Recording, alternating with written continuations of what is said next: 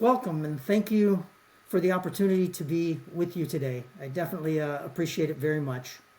I'm Si. I'm a coach, consultant, practitioner, and author with over 4 decades of experience focused on transformation.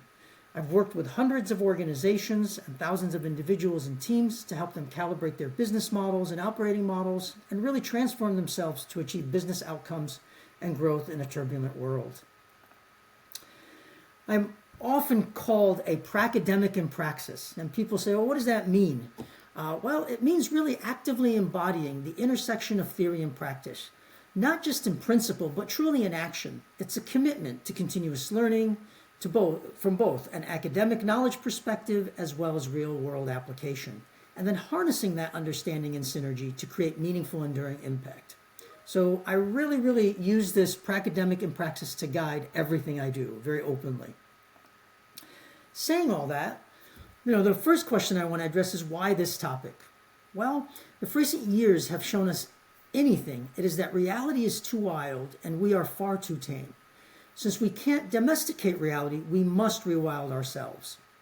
In a turbulent world where the only certainty is uncertainty, we must reconsider how we engage with today's reality, very simply. As such, we can draw inspiration from Mother Nature and really leverage ecosystem thinking. Ecosystems manifest 3 essential characteristics: responsiveness or agility, continuity or resilience, and growth or antifragility. Thus, today's topic is on how we can cultivate responsiveness, ensure continuity, and foster growth amid today's challenges. Let's start by exploring change, discontinuity, chaos, surviving, and thriving. If you think about change, whether it's technological, social, or economic, it creates discontinuities. Discontinuities being significant breaks that really disrupt established patterns and ultimately demand new paradigms. When enough discontinuities accumulate, they give rise to chaos, really a state of constant turbulence, incoherence, disorientation, unpredictability, and complexity that becomes the new normal. To survive is to endure and withstand this chaos, but to thrive is to excel and harness this chaos. So how are we to succeed in such a world amid all the chaos that we can experience? Well, let's start off by considering prediction, forecasting, foresight, and anticipatory thinking. Prediction and forecasting focus on understanding probable futures to reduce that uncertainty and managing these futures through informed decision making about that uncertainty. Foresight and anticipatory thinking focus on exploring possible futures and proactively preparing for plausible futures to enhance readiness and responsiveness to uncertainty. These methods aim to generate insights that inform planning and preparation, but remain inherently reactive, often falling short when confronted with unprecedented or unforeseen challenges. Also, a few questions naturally come to mind. How much insight can we generate before uncertainty surpasses our ability to prepare effectively? Or how much prediction, forecasting, foresight, and anticipatory thinking is sufficient for the unexpected? Considering all that, in contrast, agility, resilience, and antifragility focus on engaging dynamically with chaos by actively adapting, recovering, and evolving. Fundamentally, prediction and forecasting, along with foresight and anticipatory thinking, focus on shaping our decisions and preparing or readying for future challenges. Especially when relied upon extensively, they feed what I commonly call the vicious reality control cycle. This can result in creating a false sense of security, reinforcing an illusion of control, and often failing when chaos overwhelms preparation. Alternatively, again, agility, resilience, and especially anti-fragility focus on decisions and actions for addressing challenges as they arise. They feed what I call the virtuous reality navigation cycle, emphasizing navigation, working with uncertainty and chaos, rather than attempting to dominate them through preparation. This shift from controlling, even in the form of preparedness, to navigating is why agility, resilience, and anti-fragility are more effective than traditional methods. Prediction, forecasting, foresight, and anticipatory thinking may be valuable, but are not sufficient for thriving on chaos in the age of discontinuity, which demands a complementary focus on agility, resilience, and anti-fragility. Before going too far deeper, let me also mention that it's worth noting that various individuals and groups across various communities, including the Agile community, systems community, complexity, resilience, business continuity, risk management, crisis management, and future studies communities, are indeed conflating and blending these concepts. They often oversimplify, redefine, or even hijack some of these ideas, creating unnecessary confusion. Again, a word of caution. Many promote frameworks that lean heavily on philosophizing or speculative pontification. Really what we need is due diligence, critical thinking, and deliberate practice that is required for practical application and theoretical rigor. Such frameworks that I've encountered out there are frequently championed by so-called thought leaders and are framed under the labels of peer-reviewed, evidence-based, or claims of scientific credibility, yet often really lack the real-world practical relevance and applicability. Again, sadly, there are a lot of these schemes that are out there, so my suggestion is always buyer beware. Be cautious of consultants, coaches, authors, and practically so-called thought leaders, if you will, promoting approaches that are not quite there. They can be shallow, narrow, or merely repackaged, offering little meaningful substance. In all of that, again, keep our critical thinking going. That's extremely, extremely crucial. Nonetheless, let's delve deeper into agility, resilience, and antifragility and explore these concepts and then really get into some stories. Business responsiveness, continuity, and growth are essential muscle fibers that form a business muscle which is strengthened by overcoming challenges. Similarly, or said slightly differently, agility, resilience, and antifragility are indeed muscle fibers of a complexity muscle, which is honed through stress. Agility, which is rooted in John Boyd's work, is about responsiveness. It's reactively embracing stress versus rejecting it through adaptation. Resilience is rooted in C.S. Holling's work and is about continuity, really addressing versus neglecting the impact of stress through recovery. And antifragility, which is rooted in Nassim Taleb's work, is about growth. It's proactively seeking or pursuing versus avoiding and critically needing stress for evolution so that we can avoid atrophy or decline. Each of these concepts reflects a unique perspective and approach to challenges, stress, and chaos. Notice a few things in particular. Agility is more reactive and focused on dealing with stress. Resilience is more reactive and focused on dealing with the impact of stress. And anti-fragility is actually proactive and focused on seeking stress, wanting it, needing it to grow, or otherwise degrading without it. This is not merely about experiencing challenges. Agility may involve getting stronger in spite of difficulty and perhaps avoiding further exposure to stress. Resilience may involve getting stronger because of the difficulty and perhaps managing the exposure to stress. But anti-fragility involves getting stronger through and actually seeking difficulty and actively increasing the exposure to stress. While there are many nuances that we can explore, for now, key thing to keep in mind is these are situational properties. They're not absolute and really rely on a spectrum. Factors like the source and variety of stress, the range of exposure, the acuteness or chronicness of stress, and recovery time all influence how these properties manifest. Let's consider a few examples specifically around antifragility. Think about our immunity system and our vaccinations. We seek stress, the injection of a virus, for example, to build greater immunity. Also think about muscles and physical activity. We seek stress by working out to build greater strength and build our muscles.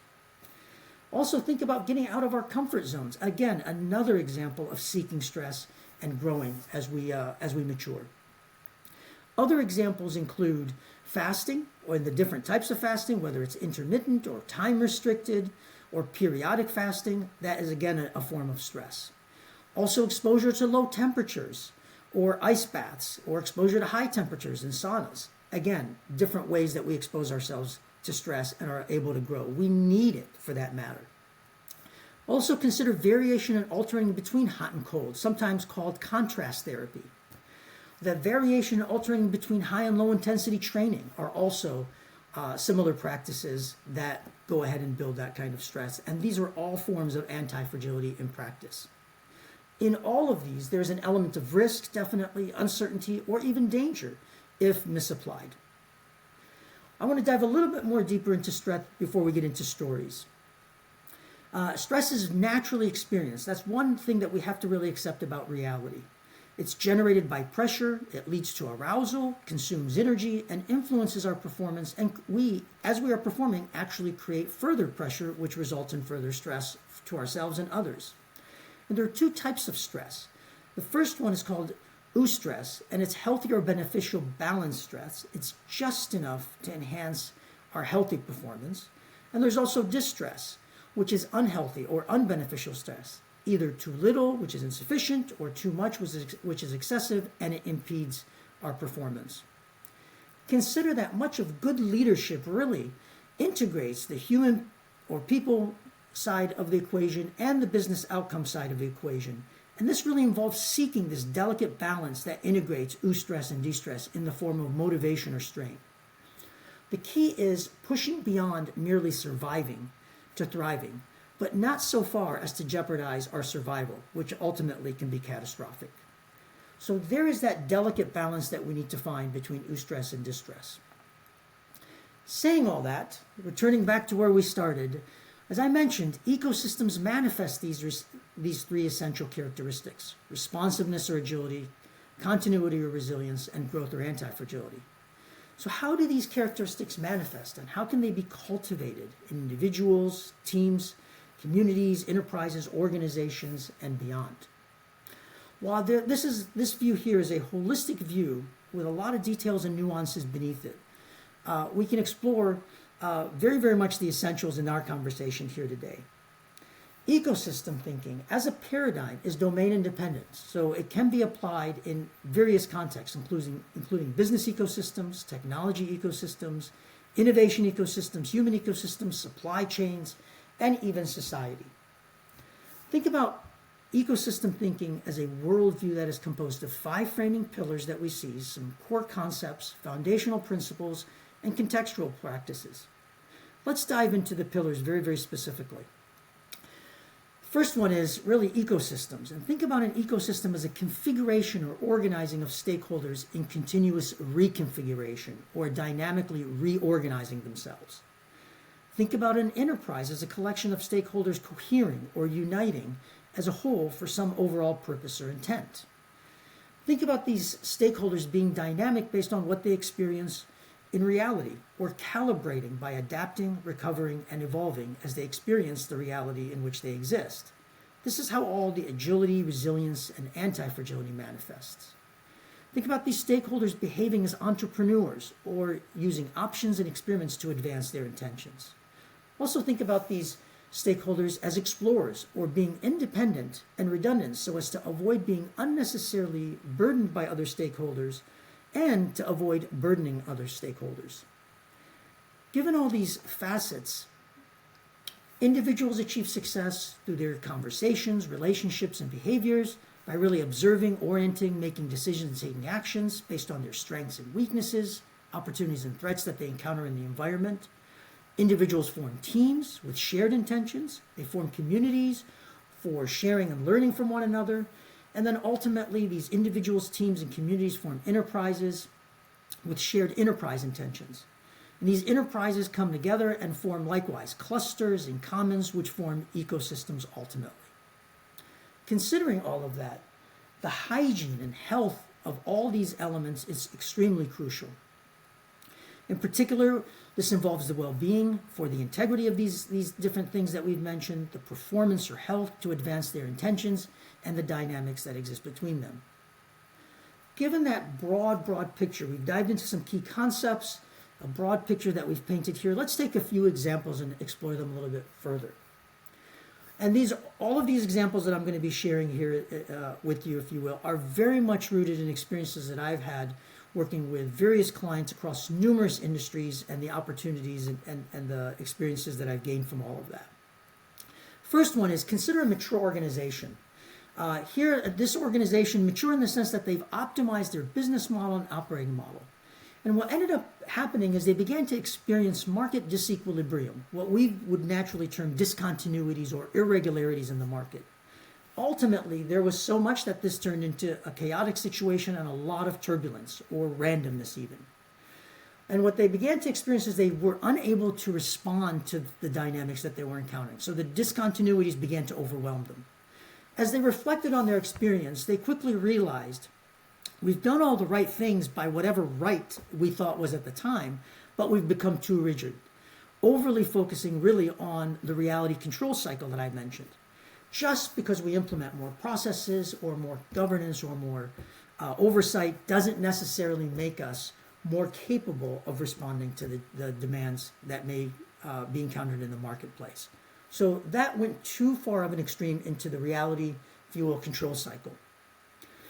Another example, a less mature organization, extremely entrepreneurial, very, very powerfully entrepreneurial in the markets that they were operating in. They started to experience, quite honestly, fragmentation, or again, the word that we've used today, discontinuity, and being too entrepreneurial for investors. So investors became a little bit alarmed, customers became alarmed, employees likewise became alarmed. Ultimately, they were unable to grow any further, maturing their products, their services, their offerings, as well as maturing their organization as a whole. Saying all that, as they reflected, they said, well, we also did all the right things, but we became, if you will, too random, or remained too random for that matter. They were very much navigating in the reality navigation cycle, but they lacked the maturity of what they could have benefited from as they progressed. So again, their navigation became extremely, extremely fragile for that matter. Again, another experience where you've got to find the right balance between the control cycle and the navigation cycle. Either extreme can be very, very detrimental. Let's take a few more examples. An organization that was extremely keen, if you will, on keeping their teams stable and consistent. As they encountered variation in the business cycle, very naturally in the marketplace, some teams were running very, very hot at some portions of the year, and other teams were running very, very cold throughout the year. So people began to burn out, people began to leave, they started encountering hiring challenges. In all of that, what I suggested to them is, look, let's work with the teams, let's work with the individuals and the organization to shift or stress people across teams based on the business cycle. In saying all of that, as people began to encounter and change teams and began to be stressed and leverage that stress, this resulted really in an overall survivability and ultimately thrivability that increased for the team members as well as the teams and organization. The reflection and learnings from that experience very, very keenly is let the tensions or stress guide you. Don't try to over-control stress and tension. Very, very crucial as organizations and teams and individuals really mature. Another example, an organization that had really called me and said, hey, look, we're really, really struggling. We've got all sorts of behaviors, good, bad, and ugly. And as of course, naturally what came to mind immediately is you get what you tolerate. What they were encountering essentially is a lot of drama within the organization. As I observed, what I noticed is they were too much internally focused on politics and respectfully babysitting, and not enough external focus on productivity and having a business impact for their customers. Overall, it became a human mess as the organization looked at themselves. So what we naturally began to do, and I say naturally because this led to a lot of conversations and ultimately we got there, was really give team members and teams the opportunity to vote or stress people off and on their teams. And ultimately, if enough times a person was voted off their team, they would be voted out of the organization. What this likewise naturally began to manifest as an overall survivability and ultimately thrivability for the organization, for the teams at large. The lesson here again to take away from all this is let the tension and stress guide you. Don't try to over-control it. We looked at a few examples from the organization level. Those are a few examples relative to teams. Let me offer just a few more examples for you to consider. Here an organization, if you will, that really began to encounter a lot of extreme innovation in the marketplace. And they said, there's so much innovation that's happening. How do we really now keep up with it and able to really thrive on some of the innovation that's happening externally?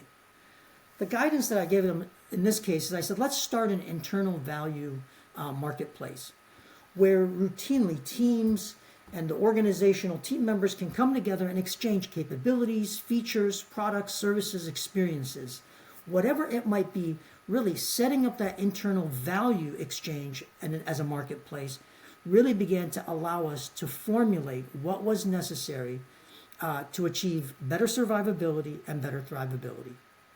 The reality is the internal marketplace, value marketplace, was informed and constrained by the external marketplace. So we were able to derive very capable services and very capable products that were going into the market and truly allowing the organization to thrive.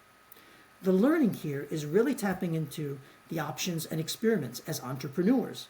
So building that entrepreneurial mindset internally without even having to reference the entrepreneurial mindset, just naturally part of the DNA of the organization ultimately. Likewise, another organization encountered skills challenges. As we've commonly heard, the great resignation or great rethink or great recalibration. Basically, skills were very difficult to find and the appropriate skills for the organization to grow and thrive. The suggestion here was let's start an internal skills marketplace.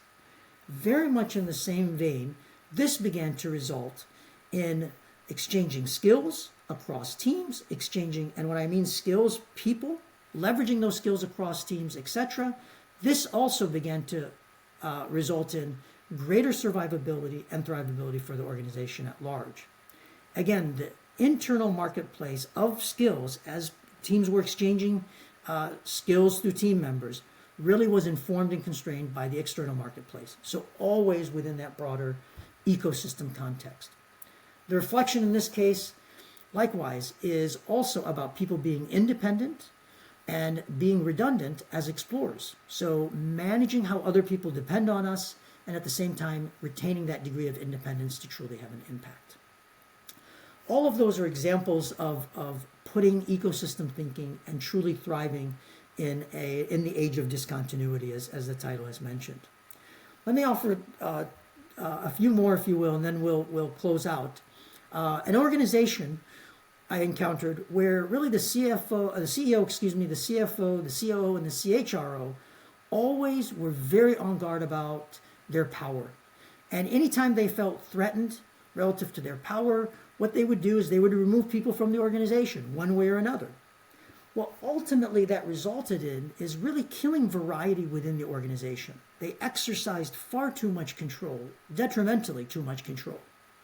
Over time, their stock suffered as the market changed, and ultimately the whole leadership team was removed by the shareholders, very much because they couldn't keep the organization healthy. The guidance that I always offer is, don't think in terms of loyalty, but truly think in terms of ecology.